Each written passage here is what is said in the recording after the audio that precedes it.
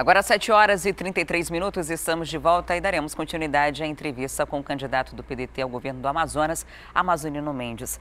Candidato, o senhor estava falando ainda há pouco sobre algumas medidas impopulares que podem ser tomadas para garantir que a máquina pública continue funcionando, para reorganizar a casa que está bagunçada. A gente falou ainda há pouco sobre possibilidade de demissão, o senhor disse que deve cortar terceirizados. Existe alguma outra medida que o senhor acredita que possa ser impopular, que caso o senhor seja eleito, vai ser colocada em prática para organizar o Estado? Não quer dizer necessariamente que a gente vai cortar nesse terceirizado. A gente tem a obrigação de reexaminar tudo que está ocorrendo, porque o que está aí não está bom, o que está aí não está funcionando, o que está aí vai dar problema. E se deixar, o Estado realmente quebra de vez. Então, é um processo revisional, né? É administrativo. É como se fosse pegar uma empresa. Claro, não é tão frio assim como uma empresa, porque o Estado tem suas obrigações sociais, tem um lado humano. O gestor, ele não pode ser frio, ele não pode ser simplesmente um cara sistemático, não. Ele tem que ser flexível. Então, a prudência, esta é a palavra, esta é a palavra. A prudência é fundamental neste processo. Se impõe o quê? A reorganização do Estado. Digamos, o Amazonino assume, descobre uma fórmula de melhorar a receita sem criar impostos. Pensar em criar impostos, jamais. Reduzir imposto, sim. Por exemplo, a gente pode reduzir o imposto do cimento e do ferro para estimular a construção civil. Isso é fundamental. Estudar qual é o impacto disso na receita, na arrecadação, mas ao mesmo tempo você vai saber onde é que você pode melhorar a receita, onde tem vazamento de receita, que é o que é mais criminoso, que é a sonegação. Então, como você amplia a base fiscal, tem formas, tem caminhos. O bom gestor ele sabe como fazer. Então, a demissão sempre é dolorosa. A demissão, muitas vezes, não atinge o demitido. Ela atinge aquelas pessoas que dependem dele. Então, isso é básico. Então, concomitantemente, a necessidade básica de organizar, de escoimar, de preparar o Estado, você tem que estar com o olho humano também, com muita atenção nesse caso. Demissão, não. Vou dar só um exemplo. Eu estava no governo, há muito tempo atrás, quando a lei imperiosamente mandou demitir 13 mil servidores. Se eu fosse outro governante, aproveitava aquilo e dizia, não tenho nada a ver com isso, é lei. Mas meu lado humano assim não entendeu. E hoje esses 13 mil servidores ainda estão no Estado, recebendo seu salário. Muitos deles professores. E, inclusive, ia ser um caos da educação. Eu fiz aquilo de forma muito consciente. Por quê? Porque tem que ter esse equilíbrio, tem que ter essa prudência. Vamos agora à redação do portal A Crítica com Dante Graça. Candidato, o senhor no seu material de divulgação, algum release que a sua equipe enviou, o senhor fala que vai colocar metade do seu secretariado formado por mulheres. Queria saber como é que o senhor, se explicasse um pouco mais porquê, né, dessa decisão, se o senhor acha importante dar essa valorização a mulheres e se o senhor já tem alguns nomes aí, de repente, cogitados para assumir essas funções. Bom, essa resposta é muito boa, essa pergunta é muito boa. Veja bem, no mercado brasileiro, e diria mundial, a mulher está se sobressaindo como mais dedicada, mais apta e mais capaz. Talvez, não sei, a explicação sociológica, psicológica, mas o fato é que a mulher está exercendo bem. Como nós vamos pegar um Estado numa situação quebrada, difícil, eu quero exatamente o que há de melhor. Eu vou procurar, vou garimpar nas universidades, na UEA, na UFAM, nas outras universidades também, né? É evidente que não será o governo de mulheres, o próprio governador é homem, não é? Mas eu vou me cercar tanto quanto possível da seletividade de mulheres. Não quer dizer que sejam secretários, não é? Porque o secretariado é outra coisa. Secretariado você tem que mesclar, é como uma seleção de futebol. Você pega os garotos revelação, que são bons de bola, craques, mas não tem experiência, não tem a maturidade. Se você mescla, né, numa secretaria, aquela competência, aquela capacidade, aquela inteligência, aquela vocação, também com a prudência, aí a coisa anda bem. É isso que eu vou fazer. Mas a gente tem pouco tempo para garimpar, né? Você já tem esses nomes aí? Se eu já tenho nomes? É, porque tem pouco tempo para fazer. Eu não posso falar em nomes, seria uma arrogância. Eu sou candidato, não estou eleito. Se eu falar em nomes, eu estarei colocando o carro diante dos bois, não é verdade? Não é ético. Eu te peço perdão, eu não posso. Mas que eu já tenho algumas pessoas em vista, claro que eu tenho. Vamos agora com a Micaele Cevalho, lá na Rádio A Crítica. Candidato, eu gostaria de saber o ponto forte aí, qual seria das suas propostas para o interior do estado, onde o senhor é muito conhecido, e no documento que foi passado pela assessoria do senhor tem a questão ambiental. Diz que o licenciamento ambiental será desburocratizado e agilizado, justamente prevendo uma melhora para o interior do estado. De que forma o senhor acredita que isso podia afetar diretamente no melhor dia a dia, numa melhor produção, né, para que a população do interior do estado tenha uma vida melhor? Se bem entendi que você colocou, você se reportou a eventual política ambiental do Estado, né, que nós proporíamos. Eu devo dizer a você que isso hoje se tornou algo extremamente importante. O que nós temos aqui, funcionando hoje, é um instrumento impeditivo. Parece que um carrasco, algo feito especificamente para retardar, proibir, impedir que as coisas aconteçam. Não é assim.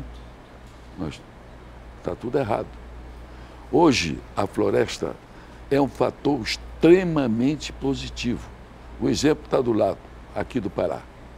O Pará está com mais de 200 mil postos, vou repetir, mais de 200 mil postos de trabalho da floresta, de forma técnica e consentânea, de forma correta, dentro dos parâmetros exigidos pelas exigências ambientais.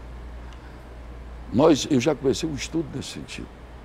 Nós já teríamos, inclusive, cerca de 3 milhões de hectares susceptíveis à licitação pelo Estado para a atividade na floresta. Essas atividades, elas rendem muito e podem gerar muitos postos de empregos. No interior do estado, a estimativa é que nós teríamos hoje no estado do Amazonas cerca de 80 mil postos de trabalho. Nós poderemos ir a 200 mil também, por que não?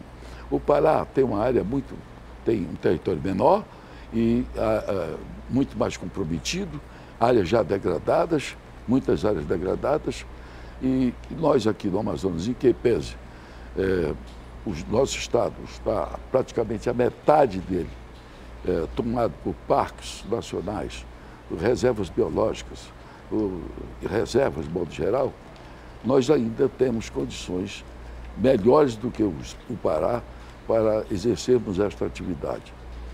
Isso é bom, é muito importante informar que o estado do Acre está recebendo já dividendos, receitas, recursos da conservação ambiental. Agora, é claro que tudo isso merece estudo tecnológico, muita atenção, muita competência, muita capacidade, responsabilidade.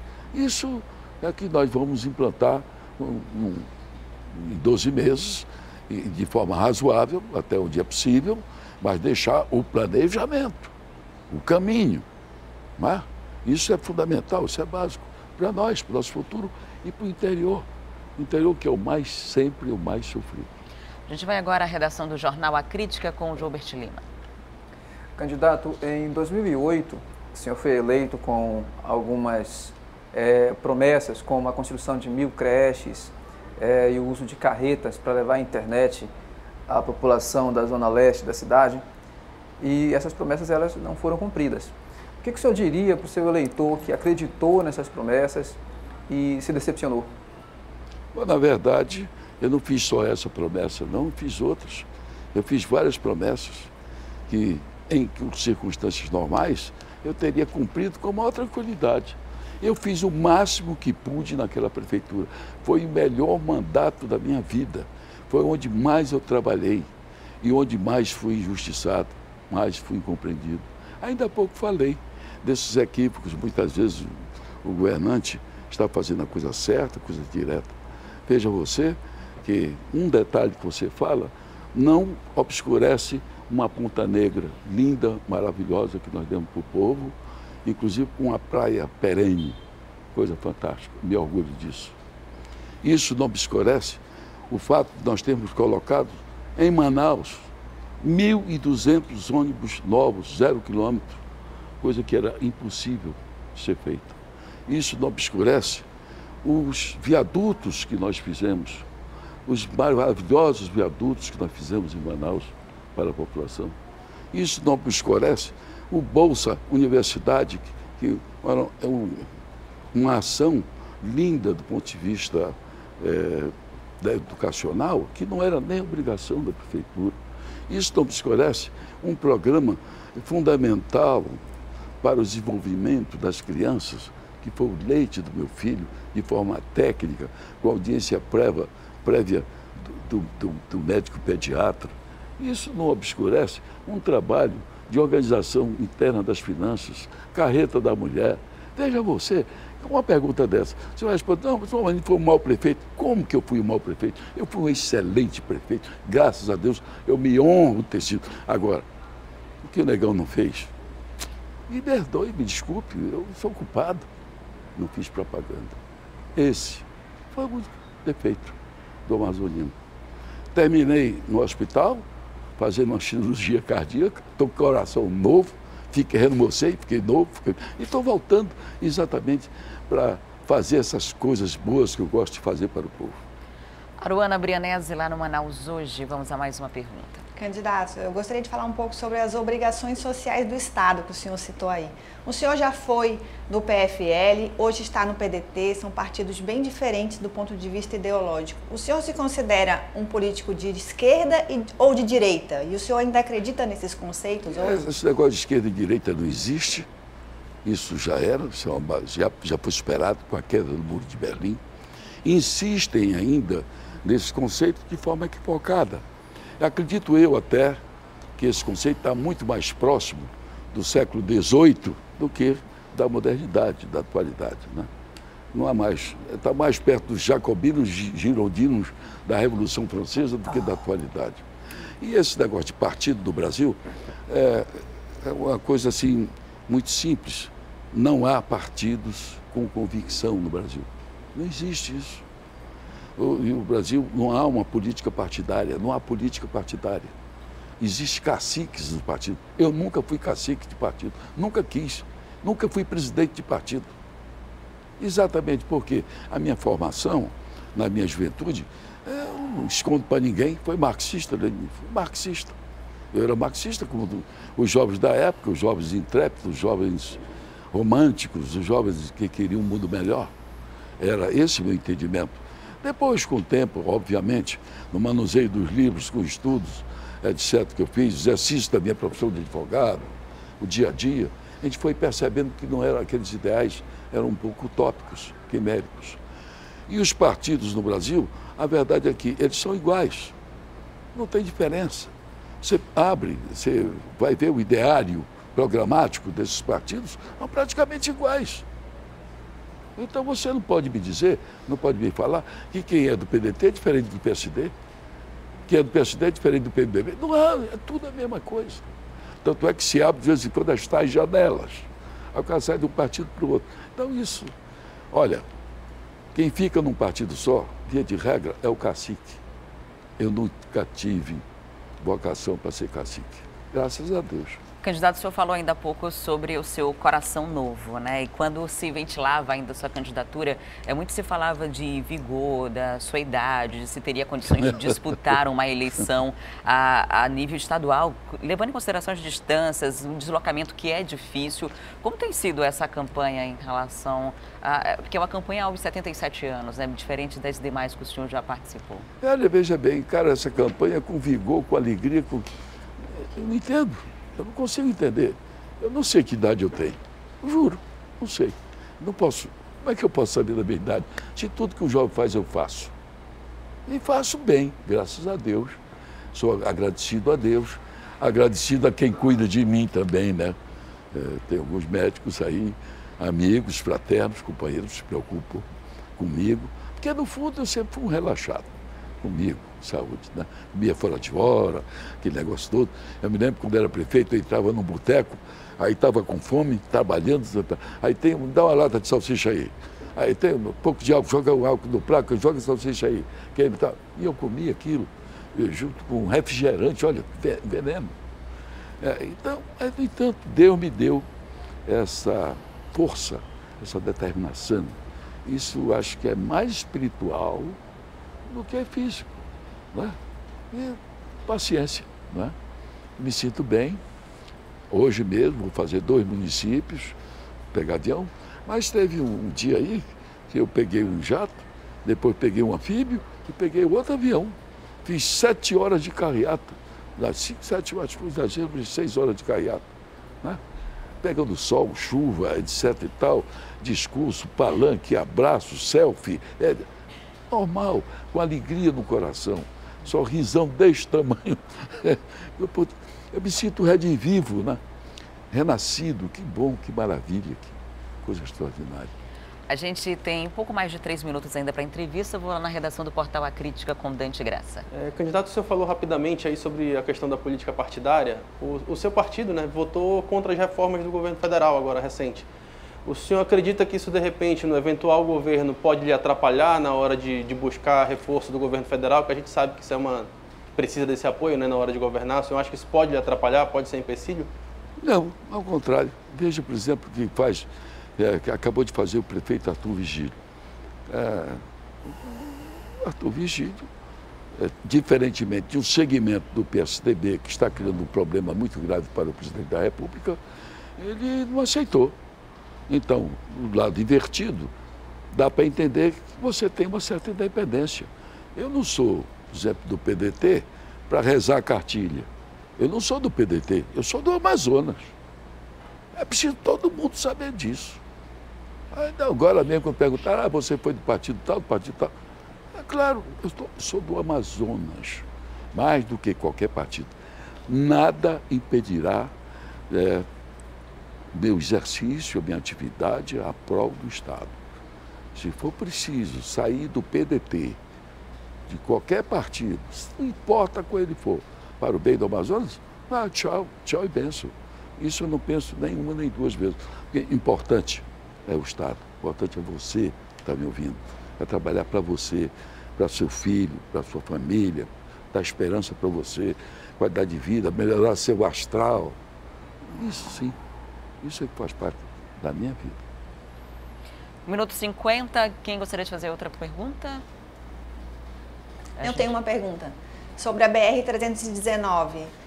O senhor é um político muito identificado com a estrada, mas hoje ela está nas mãos do governo federal. Até que ponto o governo pode agir para desburocratizar esse processo de recuperação da rodovia? A gente tem 1 minuto e meio para responder essa pergunta da Aruana, sobre como desburocratizar, de alguma forma, o Estado poder ajudar nesse processo da BR-174. 319, perdão. Olha, eu fui o único governador que, coincidentemente, asfaltou a BR-319. Ninguém sabe. Eu asfaltei 126 quilômetros da BR-319, fiz as 3 pontes e fiz a parte de asfalto mais difícil. Foi em cima de um charco, 40 quilômetros em cima de um charco. Eu sou o homem que fiz a 174, que era inclusive uma rodovia federal. Eu fui ao governo federal, não quis fazer, eu digo, vou fazer, depois só me paga, na marra, não é? Os índios estavam impedindo, fiz um contrato com os índios, fiz uma coisa que nunca aconteceu no Brasil. Não houve solução de continuidade. Então, estrada é comigo mesmo. A BR-319 é um sonho digno, um sonho justo, um sonho necessário. A integração da Amazônia talvez seja a obra mais importante que o governo federal ainda não está fazendo, em razão da pressão das ONGs. Nós temos que saber contornar isso com habilidade e com inteligência. E o homem para isso é o Negão, o amazonino, pode ter certeza. O senhor tem 15 segundos para as considerações finais. Bom, muito obrigado, um abraço, foi muito simpático, foi extraordinário, foi gostoso estar aqui, esse bate-papo. Obrigado a vocês todos, fizeram perguntas hábeis, inteligentes, importantes para o esclarecimento público. Parabéns à equipe, parabéns a vocês todos, muito obrigado. A gente que agradece a sua visita aqui. A gente vai encerrando o Manhã no Ar aqui na tela da TV A Crítica. Mas a gente vai continuar ainda com mais 10 minutos de entrevista para você que acompanha a gente pelo portal acritica.com, pelo aplicativo A Crítica Play e também na Rádio A Crítica FM 93.1. Um prazer ter a sua companhia nessa manhã e amanhã a gente dá continuidade à série de entrevistas. O nosso próximo candidato, o nosso próximo convidado aqui para o programa é Luiz Castro, candidato da Rede. Para você, uma ótima quarta-feira. Eu volto amanhã a partir das 6 horas, mas continuo na internet. Tchau, tchau.